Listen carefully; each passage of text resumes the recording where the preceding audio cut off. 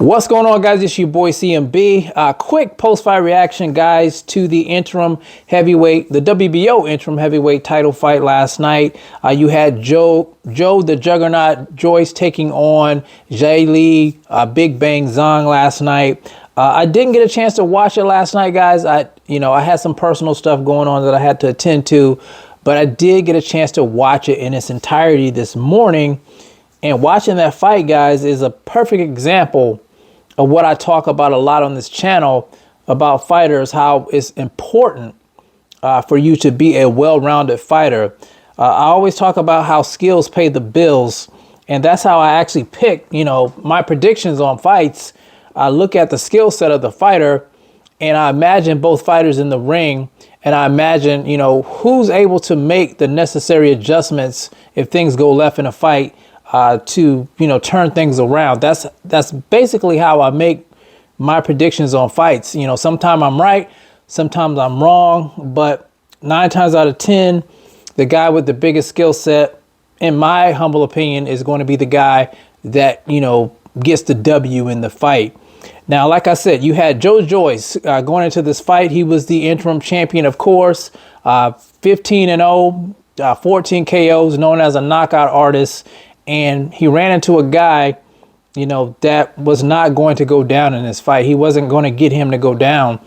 And Joe Joyce, I think his Achilles heel in this fight was a lack of head movement. He had his head on a straight line. And this is why it's so important, like I said, to be well-rounded and, work on the little things in your game. Don't get enamored by your own power and just neglect certain things, because you're going to run into that one who's going to find that weak point and he's going to exploit it. And that's what happened in this fight. Joe Joyce was being countered with a straight left coming from this southpaw Zhang all night long. It was like a heat-seeking missile, and it just couldn't miss because Joe Joyce was keeping his head on a straight line, not moving. To Joe Joyce's credit, he boxed, I think, the first couple of rounds after he felt Zhang's power with that left hand. And I think round number 3 is when he started to let his hands go a lot more. And but that left hand just kept finding a home. And a lot of times it was followed up by a right hook. So he was eating left hands and at times eating right hooks coming from Zhang. He just put on a great performance for a big guy. I'm talking about Zhang, that is. And they stopped the fight in round number 6. The doctor looked at his eye. His right eye was completely closed. And so they had to stop the fight before things got worse. So here you have it now. Zhang, who is the new WBO heavyweight interim champion, shout out to him, getting the opportunity of a lifetime because he capitalized on the weaknesses of Joe Joyce that he didn't address. So skills pay the bills. Always work on those little subtle points in your game. You're only as strong as your weakest point.